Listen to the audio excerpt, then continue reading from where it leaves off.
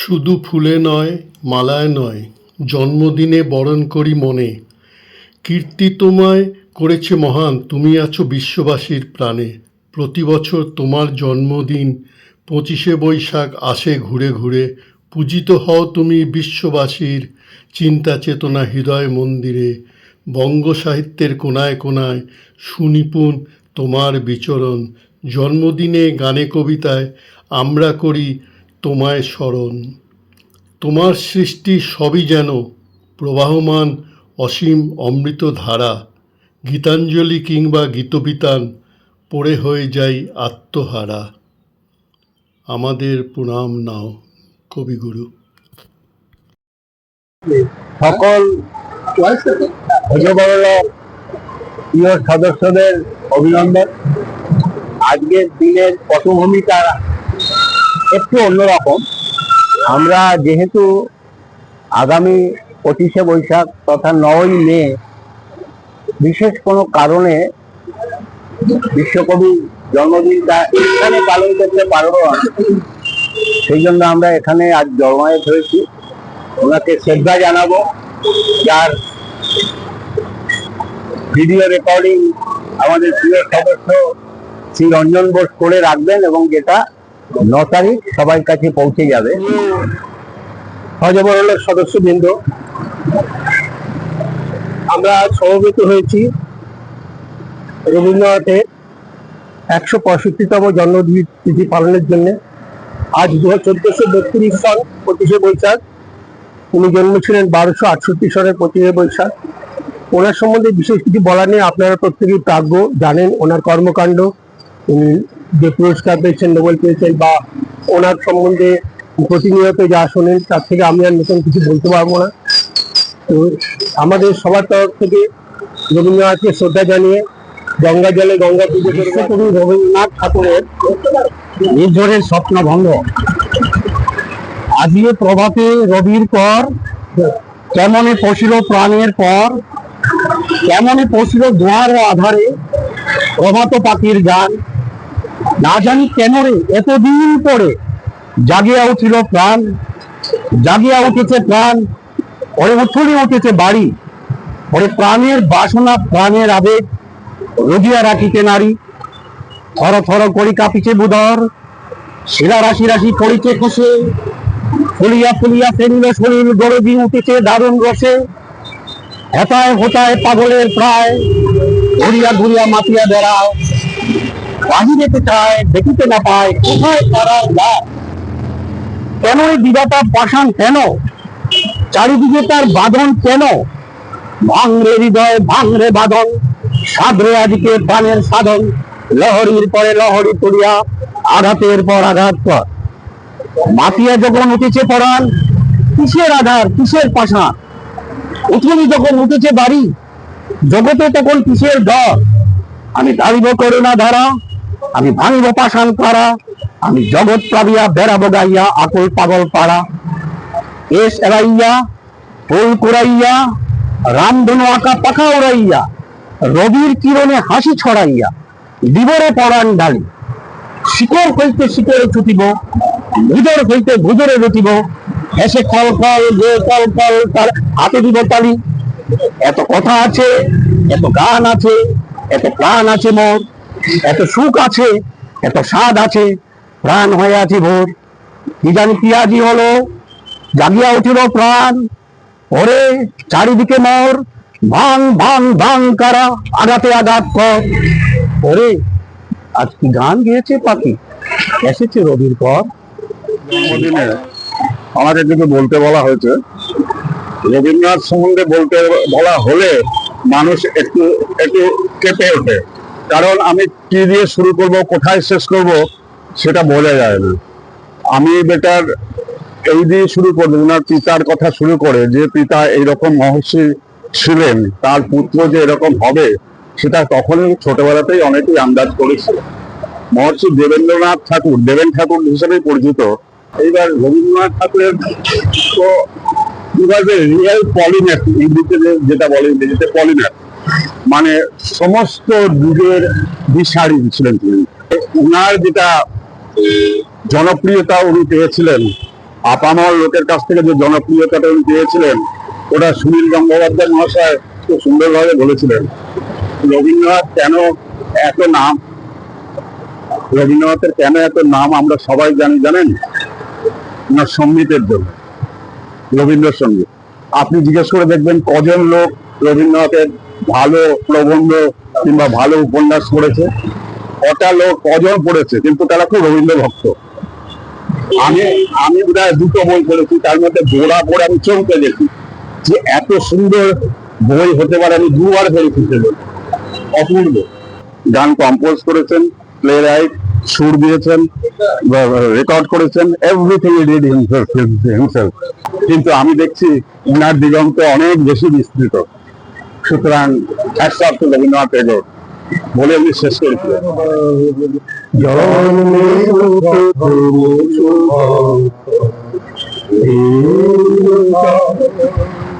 তোমার প্রকাশ কুহেলিকা করে উদ্ঘাট সূর্যের মতো দেখার জন্মের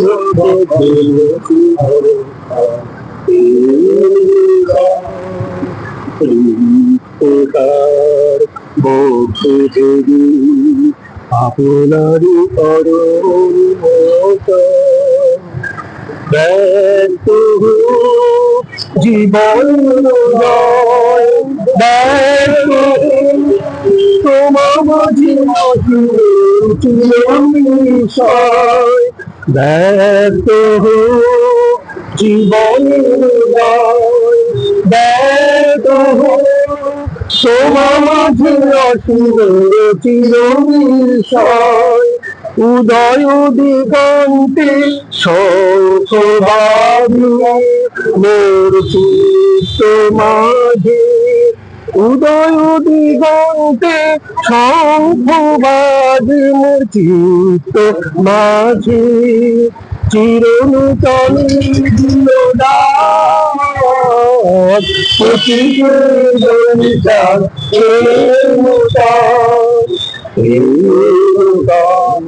দেখার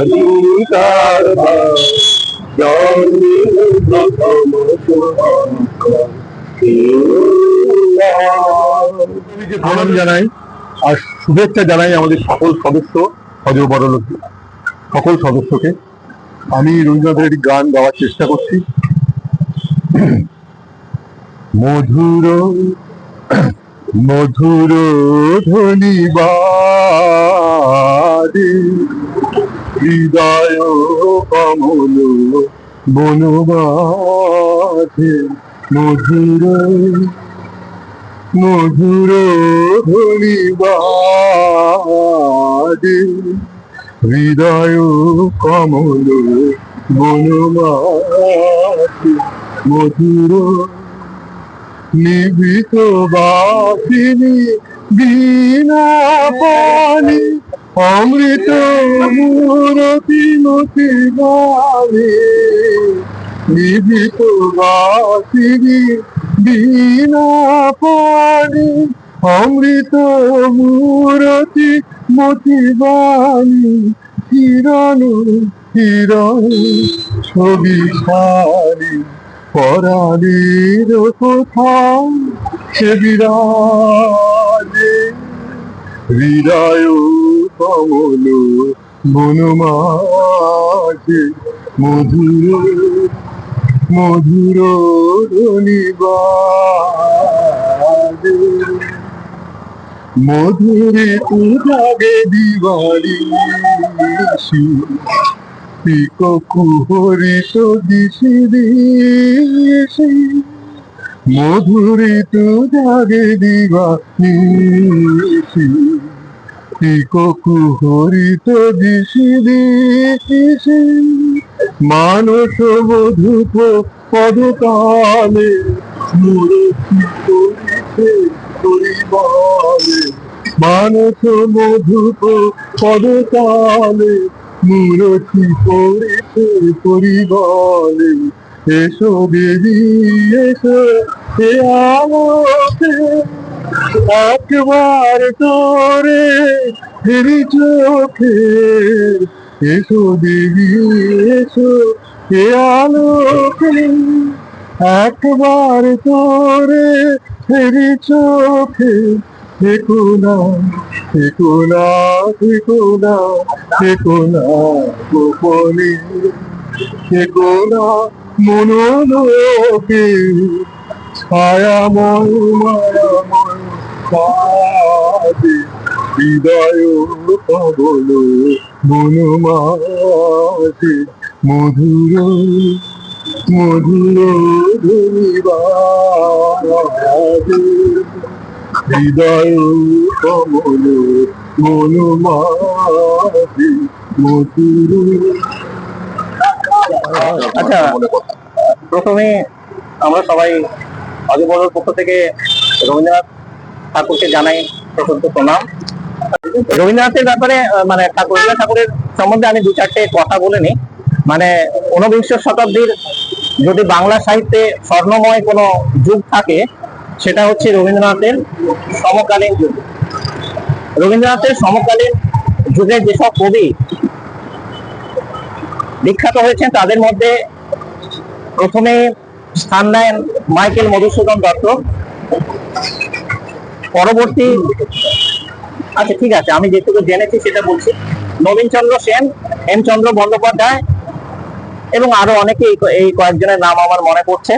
রবীন্দ্রনাথ যে 1913 সালে নোবেল প্রাইজ পেয়েছিলেন, সেটা ভারতীয় হিসাবে এবং বাঙালি হিসেবে আমাদের তো বিশাল গর্বের, নিঃসন্দেহে সেটা গর্বের। কিন্তু সব থেকে বড় কথা হলো, তিনি যখন নোবেল পুরস্কার পান, সেটা হচ্ছে প্রথম এশিয়ান হিসেবে পান। এশিয়ান হিসেবে তার নাম স্বর্ণাক্ষরে লেখা থাকবে। এবার আমি রবীন্দ্রনাথের আমাদের সেই স্কুল জীবনের একটা কবিতা বলবো। কবিতাটার নাম হচ্ছে পরিচয়। পরিচয় রবীন্দ্রনাথ ঠাকুর। একদিন দেখিলাম উলঙ্গ সে ছেলে, ধুলি পড়ে বসে আছে পা দুখানি মেলে,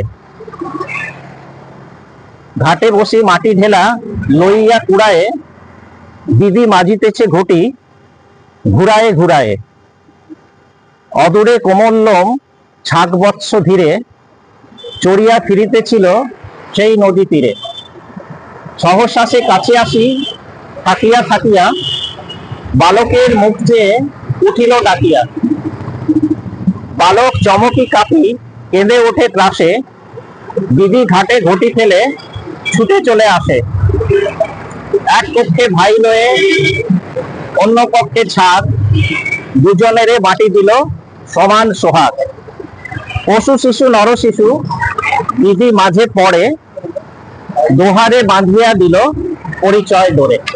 আমার যতদূর সম্ভব, আমার মনে হয় আমি ক্লাস 4 বা 5-এ পড়ি, ইন দ্য ইয়ার 1961। তখন আমি কুচবিহারে ছিলাম, জেনকিন্স স্কুলে পড়তাম। এটা খুব পুরনো স্কুল। তার 3 বছর পরে সেই স্কুলের শতবার্ষিকী হয়েছিল, সেই জন্য আরো খুব হইটা খুব জোর ছিল। তো আমরা ভাবতাম একজন লেখক, একজন গায়ক, তার শতবার্ষিকী নিয়ে, হ্যাঁ, কিন্তু মাস্টারমশাই বললো, যেটা স্বপন বলেছে, যে first Asian to be awarded Nobel. এবং তখনই প্রথম শুনলাম যে নোবেল লরেট কথাটা। যেহেতু বাংলা স্কুল ছিল, আমরা নোবেল লরেট ব্যাপারটা বুঝতাম না। যাই হোক, বাড়িতে বাবা মা সবাই বললো যে উনি প্রথম নোবেল পুরস্কার পেয়েছেন। হ্যাঁ, আমাদের উনি হচ্ছেন প্রথম আমাদের সারা এশিয়া থেকে। তখন তো স্কুলে পড়ি, বিভাগ পড়ে অত বুঝতে পারতাম না যে এত ভাষা থাকতে, হ্যাঁ, আমাদের বাংলা ভাষায় কি করে সাহেবরা ওকে দিয়ে দিল। তখন তো ওটা বুঝিনি যে গীতাঞ্জলির যে ট্রান্সলেশনটা, based on that he got the Nobel prize. এটাই অনেক মনে হচ্ছে, অনেক অনেক পুরোনো দিনে ফিরে গেলাম। হ্যাঁ, সবাই আমরা এসেছি, আমরা আজকে করলাম। আচ্ছা, আবৃত্তি করবেন বিধান মজুমদার, আমাদের একজন হজবরলা সদস্য।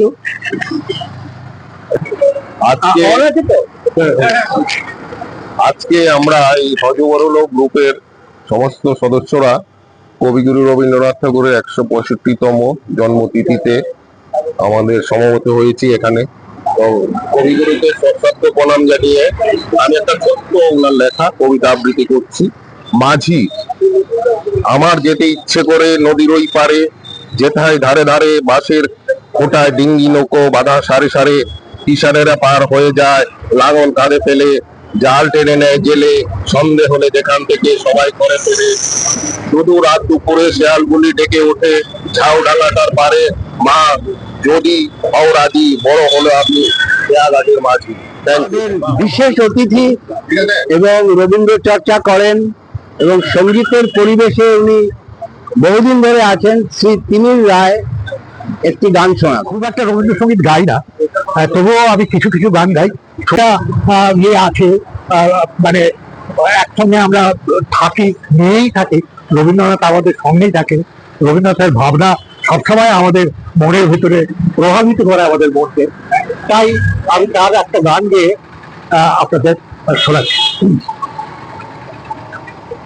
এসো এসো আমার ঘরে, এসো আমার ঘরে, এসো এসো আমার ঘরে, এসো আমার ঘরে, বাহির হয়ে এসো, বাহির হয়ে এসো তুমি যে আছো অন্তরে, এসো আমার ঘরে, এসো এসো আমার ঘরে, এসো আমার ঘরে, স্বপন দুয়ার খুলে এসো, অরুণ আলোকে এসো, মুগ্ধই চোখে, স্বপন দুয়ার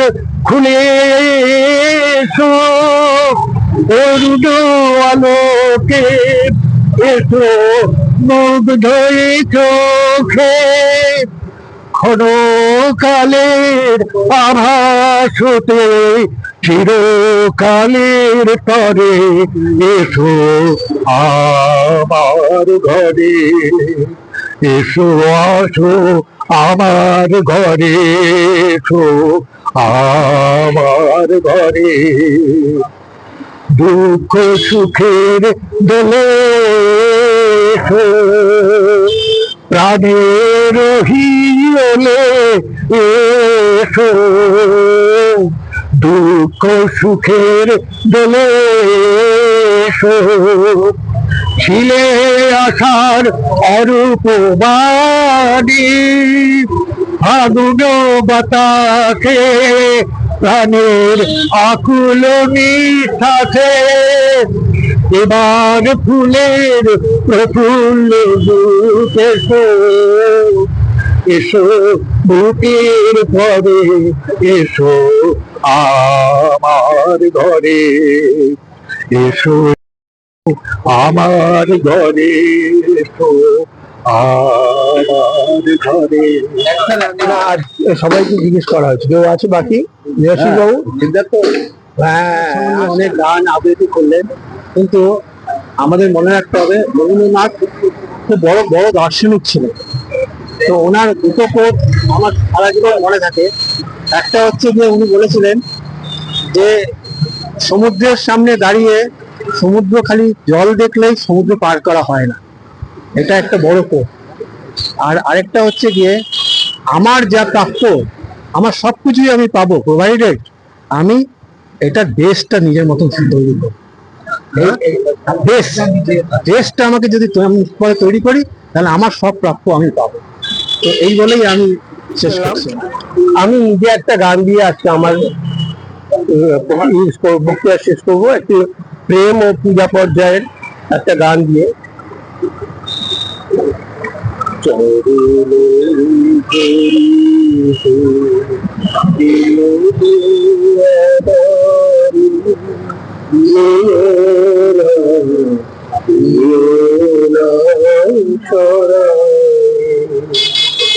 জীবন সুখ দুঃখ দিয়ে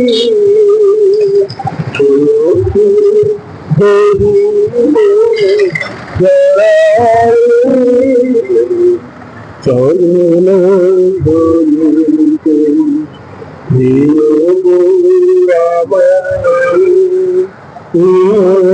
না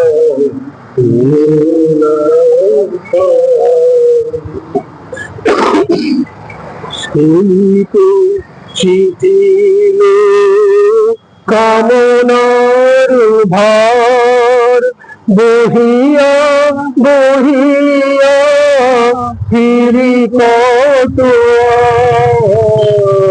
স্ফীত শিথিল কামনার ভার বহিয়া বহিয়া ফিরি কত নিজ হাতে তুমি দেহ দিলো না আমার ছড়াই চরণ ধরিতে দিও আমার, নীলা ছড়াই চির পিপাসিত বাসনা বিদোরা বাঁচাও তাহারে মারিয়া শেষ জয় যেন হয় সে বিজয় তোমারি কাছে হারিয়া বিকাই বিকাই দিল আপনারে পারি না ফিরিতে দুয়ারে দুয়ারে বিকাই বিকাই দিল আপনারে পারি না ফিরিতে দুয়ারে দুয়ারে তোমারি করিয়া নিয়োগ আমার বরুণের মালা পরাই চরণ ধরিতে দিও গো আমারে নিও না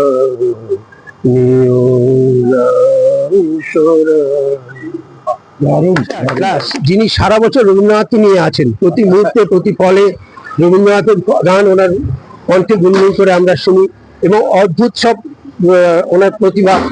রবীন্দ্রনাথের প্রত্যেকটি গানের প্রত্যেকটি কথা ওনার মুখস্থ, এবং সেই লোকটাকে আমরা আজকের দিনে আলাদা করে একটা স্পেশাল থ্যাঙ্কস দিচ্ছি এবং তার কাছ থেকে একটা সুন্দর গান আমরা আজকে শুনতে চাইছি। উনি হচ্ছেন আমাদের হজবরণর মাস্টারমশাই রানা গুরু।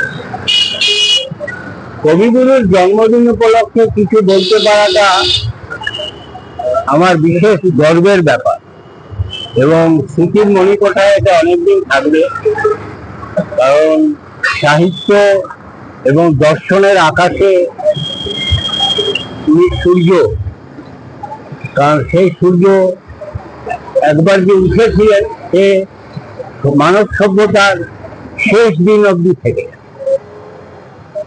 দাঁড়াও আমার আখির আগে, দাঁড়াও আমার আখির আগে, তোমার দৃষ্টির হৃদয়ে লাগে, দাঁড়াও আমার আখির আগে, সম্মুখ আকাশ চরাচর দেখে এই অপরূপ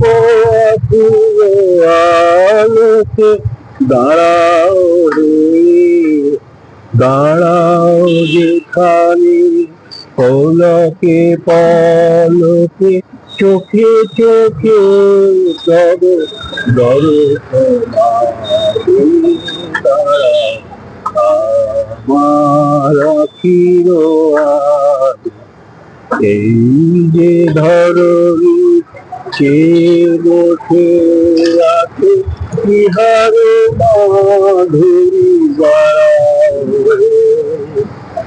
ধুলাই বিছানো শ্যামল চলে দাঁড়াও রে নাথ দাঁড়াও রে যাহা কিছু আছে সকলি ছাপিয়া ভুবন ঝাপিয়া জীবন ব্যাপিয়া দাঁড়াও হে দাঁড়াও যেখানে বিরোহী হীরা তোমার লাগিয়া একেলা যাবে দাঁড়াও আমার আখির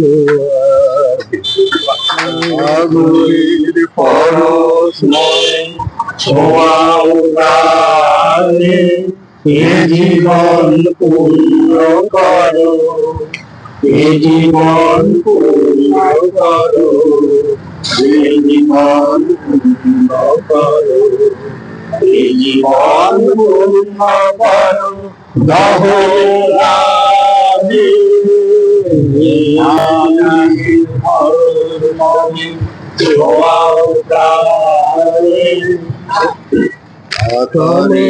আমার তুলে ধরো তোমার দেবালয়ে রঙিত আমার দেহখানি তুলে ধরো তোমার দেবালয়ে রঙিত শিখা জলুপ্রাণে নিষিদিন আলোক শিখা জলুপ্রাণে আমি ছোঁয়ানে জীবন পূর্ণ করো এ জীবন পূর্ণ করো এ জীবন পূর্ণ করো আরে গাই গাই করো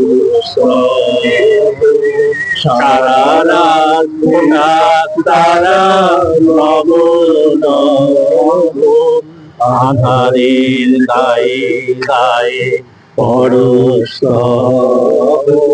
সারা রাত কোনার দ্বারা নব নব নয়নের দৃষ্টি হতে ঘুচবে কালো যেখানে পড়বে সেখান দেখবে আলো নয়নের দৃষ্টি হতে ঘুচবে কালো যেখানে পড়বে সেখান দেশে আলো দেখাও রুদ্রে যেতে ঊর্ধ্বপানি দেখাও রুদ্রে জলে ঊর্ধ্বপানি আগুনের পরশমণি ছোঁয়াও প্রাণে এ জীবন পূর্ণ করো এ জীবন পূর্ণ করো এ জীবন পূর্ণ করো। আগামী 9 মে 25শে বৈশাখ মোটামুটি যেটা ঠিক করা হয়েছে যে আমাদের প্রিয় সদস্য শ্রী অনুপ কুমার ভট্টাচার্যের বাড়িতে আমরা একত্রিত হব সকালবেলা। সেটা ওনার সঙ্গে যোগাযোগ করে সময়টা ঠিক করা যাবে, গ্রুপে দেওয়া হবে।